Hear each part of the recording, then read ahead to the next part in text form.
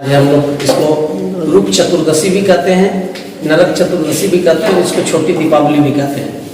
तो अखिल विश्व गायत्रीवाद प्रांतीय युवा प्रकोष्ठ मोटिवेशनल क्लास की ओर से छोटी दीपावली एवं बड़ी दीपावली की अग्रिम शुभकामनाएं प्रेषित करते हुए आज संसार में दीपावली के तत्दर्शन को यदि हम लोग हृदंगम करें तो एक नन्हा सा दिया टिमटिमाता हुआ हमको यह संदेश दे रहा है कि हम छोटे हैं तो क्या हुआ, हम अपने सामर्थ्य अपनी क्षमता के अनुसार अंधेरे को दूर भगाएंगे। दीपक और सूर्य में कहते यही संबंध है, दीपक रात में जला जाता है, दिन में नहीं।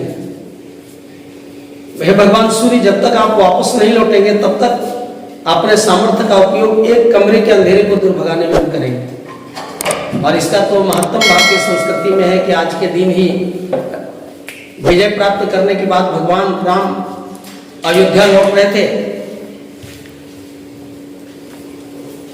और अयोध्या लौटने के क्रम में ये कहते हैं अमावस्या।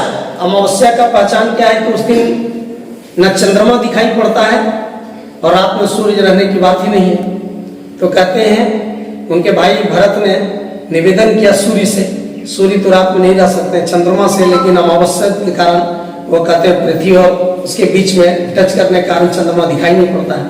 तो अंधेरी रातों को उजाले में कैसे बदला जाए, तो उसी दिन उन्होंने पूरे अयोध्या वासियों ने घर घर दिए जलाए थे। हर घरों में इतना दिया जलाओ कि रात में भी अंधकार का कहीं नामो निशान नहीं हो। इसलिए आज हम अपनी बात शुरू करें। धरा पर अंधेरा बहुत छा रहा है, दिए से दिए को जलाना पड़ेगा, दिए से दिए को जलाना पड़ेगा। धरा पर अंधेरा बहुत छा रहा है, दिए से दिए को जलाना पड़ेगा, दिए से दिए को जलाना पड़ेगा। आपो दीपा भव। भगवान बुद्ध जब अपनी स्थूल काया का त्याग कर रहे थे, ये संसार से विदा हो रहे थे, तो उनके प्राण प्रिय शिष्य आनंद ने कहा प्रभु अब हम किसके भरोसे रहेंगे, और प्रमुख शिष्यों ने तो उन्होंने अंतिम संदेश जो दिया आपो दीपक भव, अपना दीपक स्वयं बनो।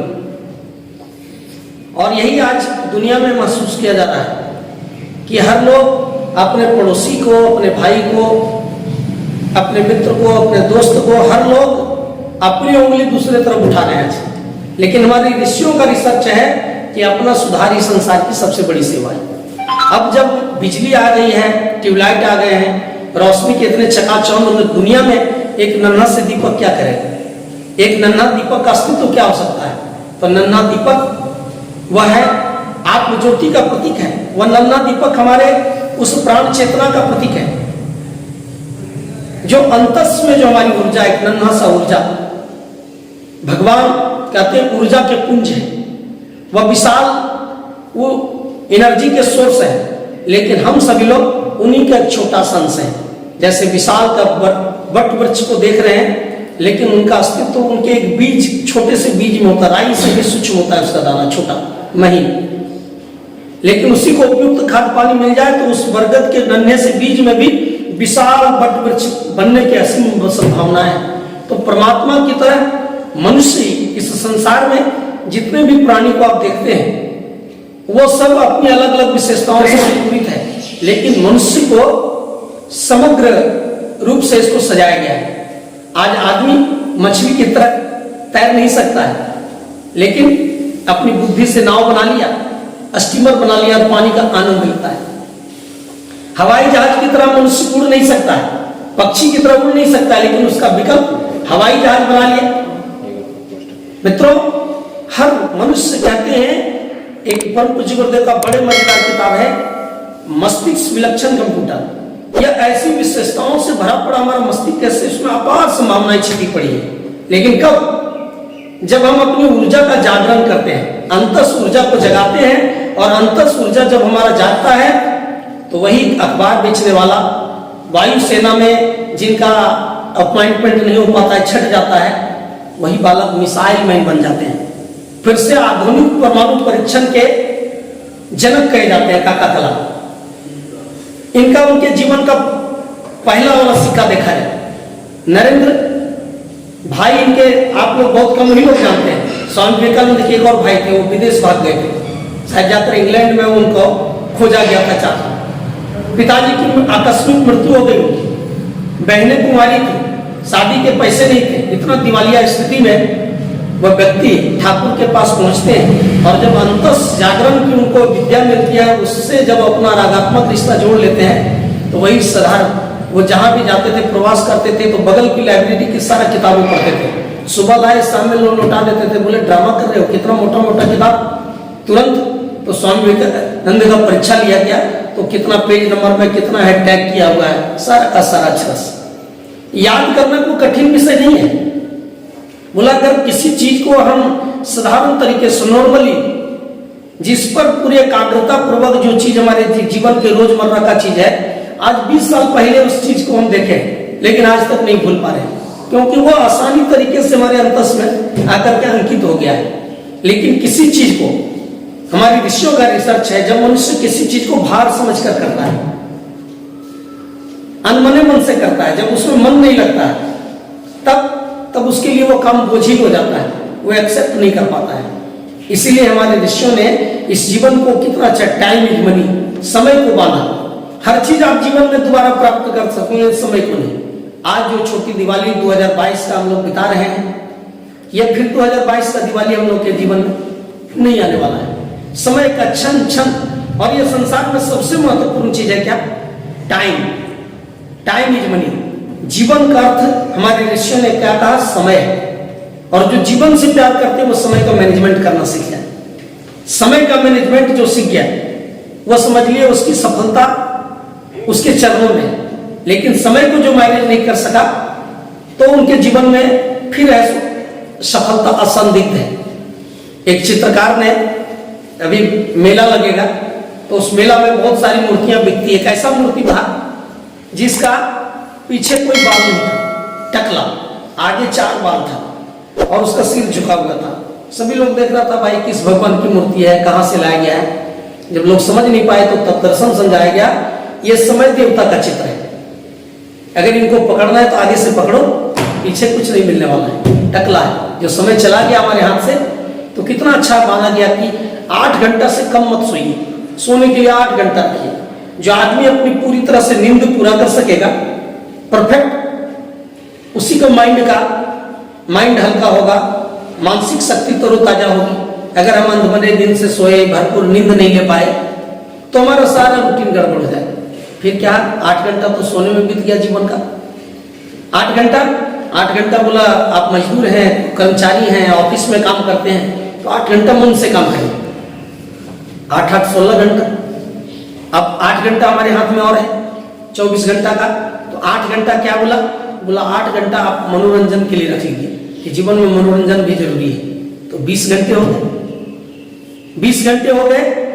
उसमें आपको नित्य कर्म का रूटीन तय करना है, लेट्रिन बाथरूम जाना है, फ्रेश होना है, स्नान करना है, बोला 2 घंटा इसके लिए भी रख लीजिए आप एवरीडे योग प्राणायाम।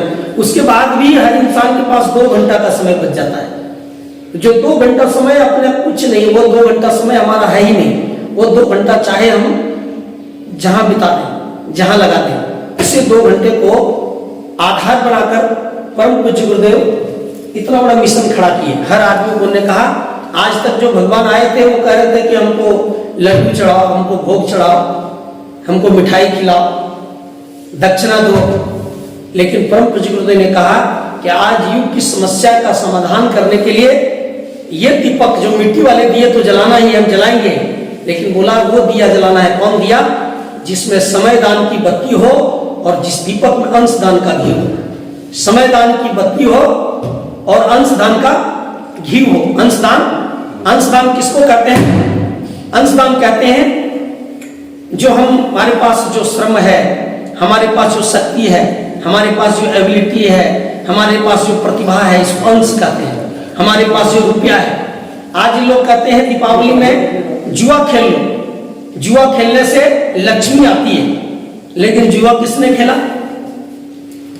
युधिष्ठिर और शकुनी व दुर्योधन, कौरव और पांडव के बीच युद्ध जुआ हुआ। और जुआ का हाल आपने देखा क्या हुआ? आज ये क्रिकेट वाले एक नया चीज लॉन्च किए हैं, क्या है उसका नाम? ड्रीम 11। यानी हर युवा को लोग अब है सो इतना पथभ्रष्ट करना चाह रहे हैं, पबजी खेल लो तो जुआ खेल लो। अब इस तरीके से लग रहा है सारे लोगों के जीवन में घर बैठे चमत्कार हो गया, हो जाए, काम नहीं करना पड़े। इसलिए मित्रों, समय की कीमत नहीं, ये सब भारतीय संस्कृति का दुर्गुण है। ये भारतीय संस्कृति के मूल तत्व को कर्म भीरू बना रहा है। इसलिए हमारा अध्यात्म वो नहीं है। भगवान बुद्ध ने एक तरफा अध्यात्म दिया था। कौन सा अध्यात्म? बुद्धम शरणम गच्छामि, केवल शांत चित्त से मेडिटेशन करो। लेकिन आप लोगों ने क्या देखा? आप लोगों ने देखा जब नालंदा यूनिवर्सिटी में एक से एक आचार्य, शिक्षक, ये सारे के सारे लोग, बख्तियार खिलजी का नाम सुने होंगे। बख्तियार खिलजी बीमार पड़ा, बोला कि आपका सबसे अच्छी चिकित्सा कहाँ होगी? तो सबसे अच्छे वैद्य जो डॉक्टर है नालंदा यूनिवर्सिटी में, वो आपकी चिकित्सा कर सकते हैं। वो देखा आकर के यहाँ मूर्ति, तो मूर्ति वाले को उन लोग बुद्ध प्रस्त मानते हैं। और उन्होंने कहा कि हम अपना अहंकार से कि ऐसे लोगों से इलाज कराएंगे, और कौन सा वो अपना बीमारी भी इलाज भी करा लिया। और ऐसा भूत सवार का एक वो लौटा और फिर से 10,000 सैनिक लेकर कहते 1,000 सैनिक लेकर के आ गया और पूरी तरह से चारों तरफ नालंदा के दरवाजा को बंद करके गाजर मूली की तरह काटते चला गया। सभी लोग ध्यान में बैठे हुए थे, मेडिटेशन में बैठे हुए थे। परम पूज्य गुरुदेव को बुद्धावतार के बाद प्रज्ञावतार की संज्ञा दिया, 2500 वर्ष के बाद दिया है भगवान बुद्ध की। उन्होंने कहा नहीं, वो अध्यात्म अब सक्सेसफुल नहीं है। अब कौन सा अध्यात्म चाहिए? जिसके एक हाथ में माला हो, ओम भूर्भुवस्सुवः, लेकिन दूसरे हाथ में भाला। सोमनाथ का मंदिर टूटा, हिंदुस्तान के अनमोल धरोहर को तोड़ा गया, नेस्तनाबुद्ध गाजर मूली की तरह यहाँ लोगों को काटा गया। और सभी लोग कह रहे थे कि भी मुहूर्त नहीं है, अभी टाइम नहीं है। अभी ये कहिए, अभी हम लोग शादी विवाह करते हैं तो क्या करते हैं? मुहूर्त देखने के चक्कर में रहते हैं, ये मुहूर्त में शादी करेंगे। लेकिन जितने मुहूर्त की शादियां हुई, क्या सब सक्सेसफुल हुआ? जन्म लेने का कोई मुहूर्त होता है क्या? मरने का कोई मुहूर्त होता है क्या? मुहूर्त का एक विज्ञान हो सकता है भी, लेकिन मुहूर्त के चक्कर में इतना नहीं पड़ जाए कि जब हम पर हो रहा हो संस्कृति का सीताहरण, राम के हनुमान तुम क्यों मानो? हो रहा हो संस्कृति सीताहरण, राम के हनुमान तुम क्यों मानो? तो इसलिए जब हरिद्वार में इनकी दीक्षा होती है तो दीक्षा में एक छोटा सा डंडा दिया जाता है और एक माला एक डंडा, यानी माला और भाला। हम इतना भी कहिए कि कहते हैं जो सीधा पेड़ होता है सबसे पहले उसी को काटा जाता है। हम किसी पर अत्याचार नहीं करेंगे, लेकिन हम पर कोई अत्याचार करे तो इतना तो भाई हमारे अंदर एबिलिटी होना चाहिए, इतना हमारे अंदर साहस होना चाहिए, इतना हमारे अंदर टेक्निक होना चाहिए। इसलिए इस देश को, युवाओं को आज दोनों तरह का प्रशिक्षण चाहिए, ध्यान भी चाहिए और वो ज्ञान भी चाहिए। हमको माला भी चाहिए और भाला चलाने का भी ज्ञान हमारे अंदर होना चाहिए। अभी आप चले जाइए पुणे के म्यूजियम में, जो वीर शिवाजी की तलवार, कहते 80 किलो उसका वजन है। हम लोग का वजन भी नहीं 80 किलो है, लोग नहीं लगता है कि कोई यहाँ उठा पाएंगे उसको। और वो तलवार 1600 कुछ ईस्वी में गाजर मूली की तरह छक्का छुड़ा रहा था। एक शिवा आया और पूरी कहिए कि पहाड़ी चूहों को मुगल लोग कहते थे, खार खाता था। हमारे पास उदाहरण की कोई कमी नहीं है। ये सब पर्सनालिटी कैसे डेवलप होता है? तो ये हमारे अंदर जो इंटरनल ऊर्जा है, वो इंटरनल ऊर्जा को हम स्पिरिचुअल साइंस से जगा सकते हैं।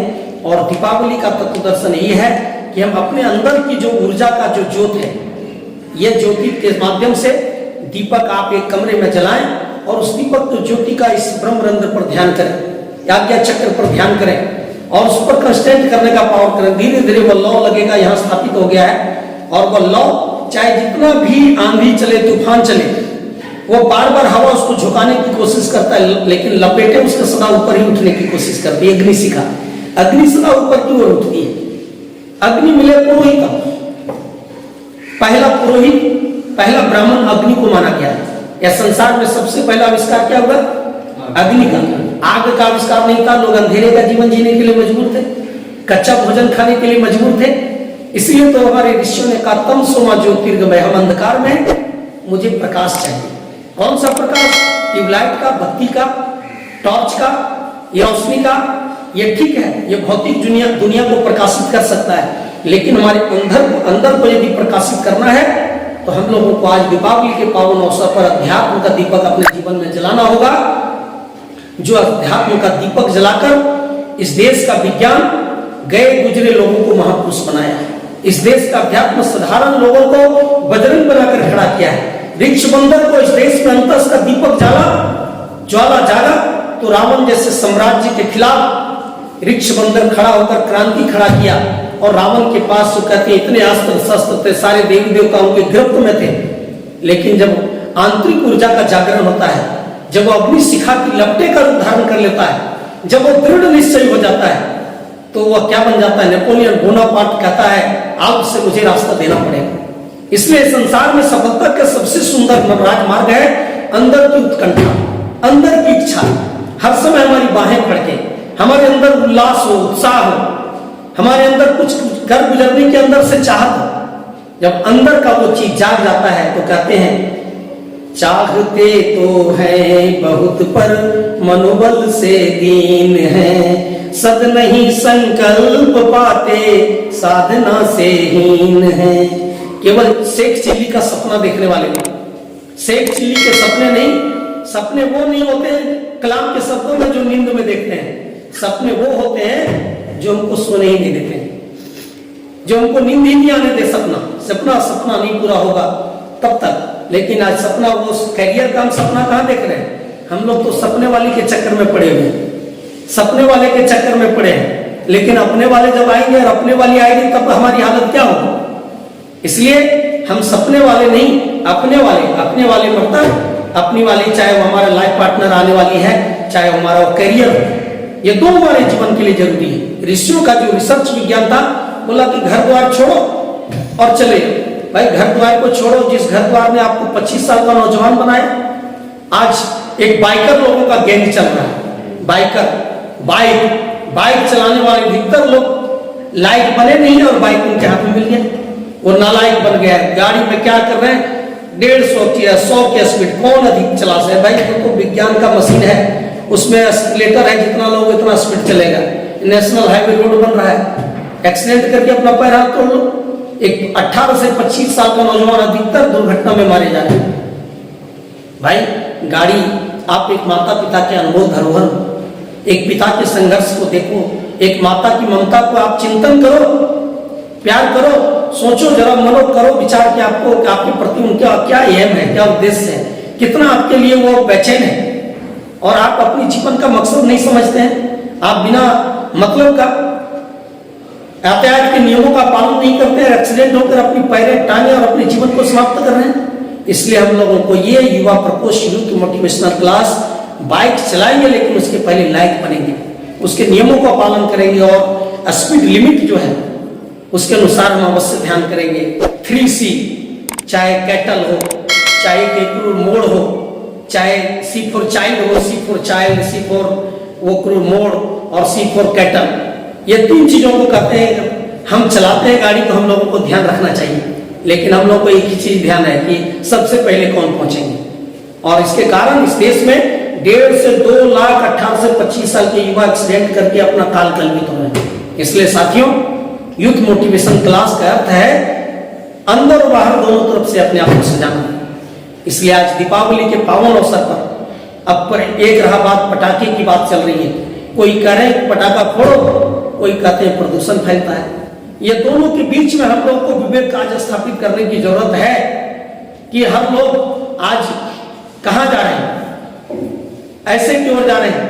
हर लोग नए साल में पूरी दुनिया में पटाखा तोड़ते हैं, दीपावली पर टूट रहा है, लोग ये कर रहे हैं। दोनों विसंगतियों को ठीक करना है, लेकिन उतना चिंतन करने के पहले ये कि हम लोगों को संकल्प लेना चाहिए। युवा प्रकोष्ठ में आने का मतलब कि हमारा जीवन आज है सो अंधेरा। कौन अंधेरा?